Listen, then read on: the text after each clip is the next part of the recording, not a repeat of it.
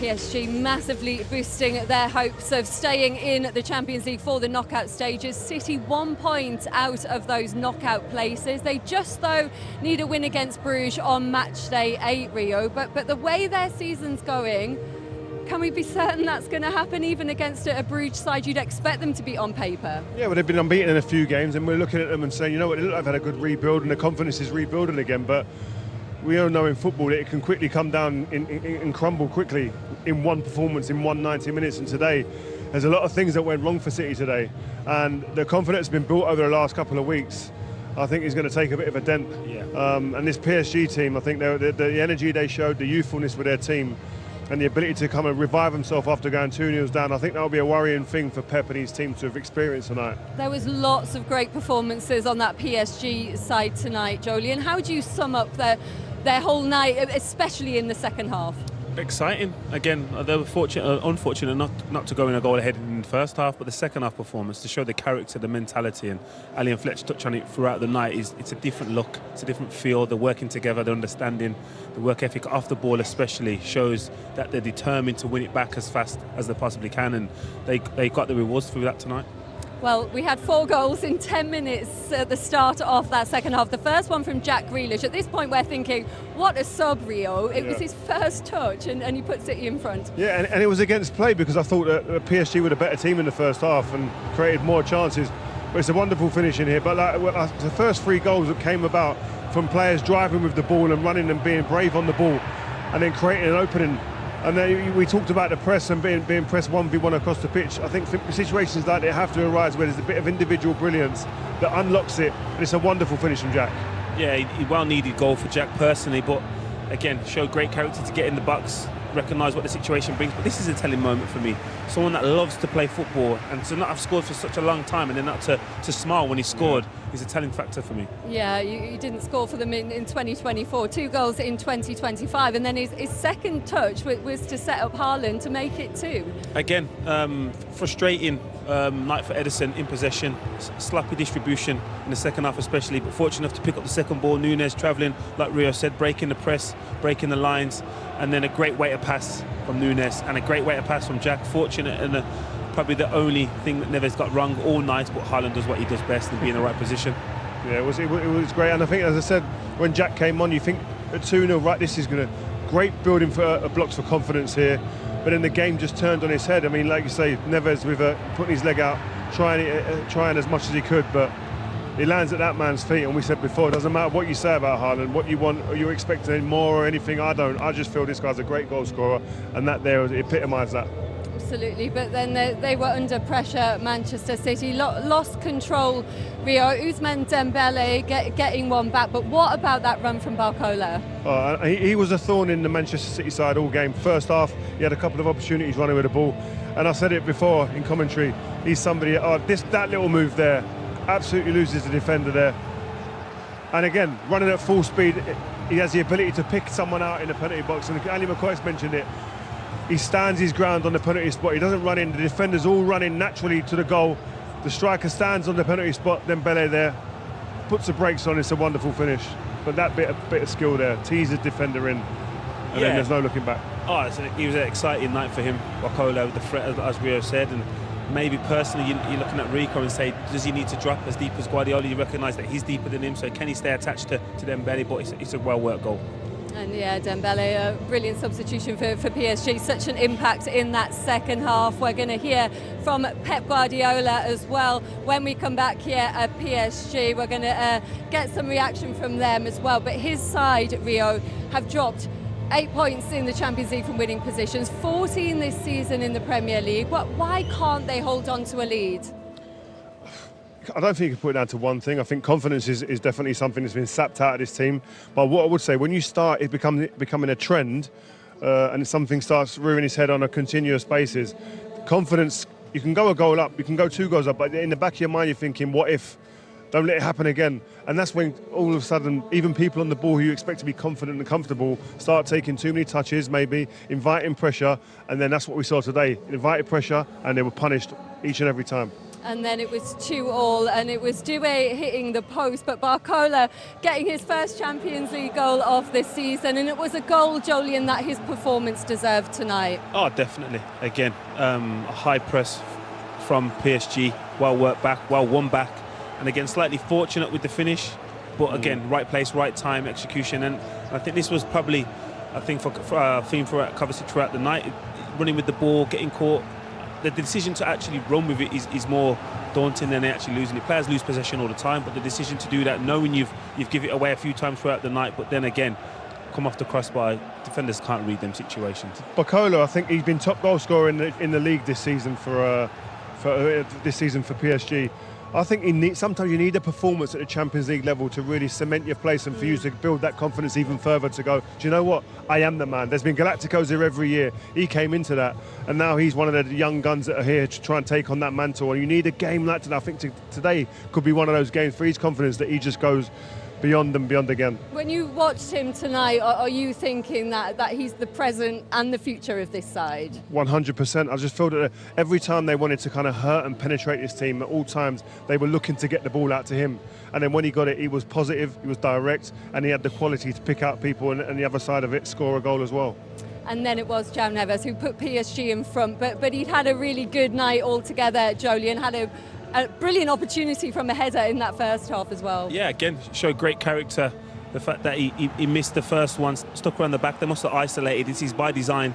They've recognised that Neves may be the weak link, or the back area of the goal may be the weakest part for City to defend, and they've done it again, and no one's really recognised it. And I think a couple of defenders thought about heading it, risked that it could go in an own goal, and then he's got that's not an easy header, by the way. He's wider than, nearly as wide as the 6-yard line, and to squeeze it in there, great header. I enjoyed him tonight. I enjoyed watching Neves tonight. I said in commentary, all different facets of his game, I thought he was exceptional. And it's the first time I've seen him live. I've heard so much about him. I spoke to his agent in the summer about him, and he was boosting him up, and you think, he's an agent doing that. But when you see him live today, the amount of ground he covers, the quality he has on the ball, but most importantly, the character to continually get on the ball at his age in different areas of the pitch, being a new member of this team at his age, at this level, very impressive. He's got more assists this season in Ligue 1 than any other player after just arriving in the summer. You can see why the fans love him already. Oh, definitely. His work ethic off the ball, that will always endear you to any fan group, but no more than these set of fans. And like Rio said, he's a born leader. He was captain Benfica before joining here, so he's an exceptional talent and a mentality to match that. And then Gonzalo Ramos put the icing on the cake at the end, 4-2. We were standing watching over in the corner there. There was a long VAR check for this one, Rio, but given in the end as it came off Guardiola. Yeah, and Edison again with a sloppy kick, and they get punished on the other side of that. But he's a number 9. We mentioned before the game, we mentioned during the game, maybe that was one of the things they were lacking. Here you see it looks like he could be off, but the ball comes through to him, and in his mind there's no doubts where that ball's going to end up, and it's in the back of the net. But because it comes off the Man City player, obviously he's not going to be in an offside position, but it's a wonderful finish, and that's what you get when you have a number 9 who can come off the bench and affect games. Finished it off completely. And you said in commentary that you can really identify with this PSG team. Why is that? Yeah, I think I was talking about the Parisians. I think the fans here, I think they've had Galacticos here, superstars here, and they've enjoyed that, but they haven't. I don't think there's been a connection with the fans, so to speak, with players that they can see and identify with and go, you know what, they're giving everything, they're working hard. That's a working man's type of player and team. This team like that. First and foremost, this team work and they run and they have energy. And then you get the rewards of the quality that you have within that as well. And that's something that I felt in this stadium today, that there was a real connection between them players on that pitch and the fans. And that bodes well for the future of this team. Was that about the collective tonight? Oh, 100%. We've come here and watched this team or this club perform numerous times and look like they're playing with 7-8 men without the ball. So tonight there was 11 strong men, and like Rio said, the connection to the fans, that will give them grace when things aren't going so well, when results aren't as positive as tonight. Like you could sense that even though they were 2-0 behind, the fans were still behind them because they've seen that they were determined to get back into it, and the work ethic was still there. And it's not all over for them as well. They've got Stuttgart on match day 8, all the games as well, kicking off simultaneously, which is going to be absolutely fascinating next week. As you said, a tough game for them, Rio. But if they get through after the confidence from tonight, would they be one of your favourites in this competition? I still wouldn't have them as favourites. I think it's probably a bit early for this team because I still think there's some naive elements to them as well. But they'll definitely create an exciting tie, I'm sure. But I think if teams watch this game, a lot of them will say rather kind of sidestep PSG in the knockout stages if they all get there. For Celtic this evening, we're going to get the post-match thoughts of Pep Guardiola now. He's been speaking to Jules. Pep, from 2-0 up to lose the game 4-2, how did it all get away from you so quickly? Yeah, first half, they have a moment. It was 0-2, we fine. We scored a goal in 5 minutes. They scored a goal in 5 minutes, so we could not control the first goal. They give us, in that moment, they were a little bit knocked out, and in that moment, they lived, but they were better. They were quicker, faster. They win the duels with the ball. They have one moment in the middle, and we could not cope with that. They are fast. Accept the defeat because the best team won, and we have last chance at home against Bruges. If winning, hopefully we can qualify. Was there a moment in the game where you felt like the momentum shifted in their favour? No, the game never was like we wanted, but I give so credit to PSG. PSG is a fantastic, extraordinary team, and that's why you have to understand it. So, but it's 0-2, we could manage and score the first goal right after 5 minutes. So we can stay and we can keep the ball and keep it a little bit. We can be better, but we could not do it. Is there a particular reason you think that you haven't been able to kill games off when you've been ahead recently? Because to play, you have to play. We could not. So to defend the result, you had to take the ball, and we didn't have it. And they have it more. They attack better, and that's why it's more difficult. All or nothing, as you say, for this game against Bruges now. Would it be unthinkable for City to go out of the competition at this stage? Could happen. If we don't win, we don't deserve it. So the game was So it was a difficult task because Sporting Lisbon, at a certain moment when it happened, PSG staff to Juventus staff, all the games away that we have always is difficult, but it's a reality. We didn't do enough points and we had to accept it, and the last game against Bruges will dictate what we have to do. Thanks, Pep. You're very welcome. Yes, another final coming up against Bruges next week. Pep Guardiola saying that PSG was simply better tonight. Would it be embarrassing if they went out before the knockouts? 100%. I think Manchester City, with all the success they've had in recent years, have put them into a position where people expect them to get minimum into the knockout stages.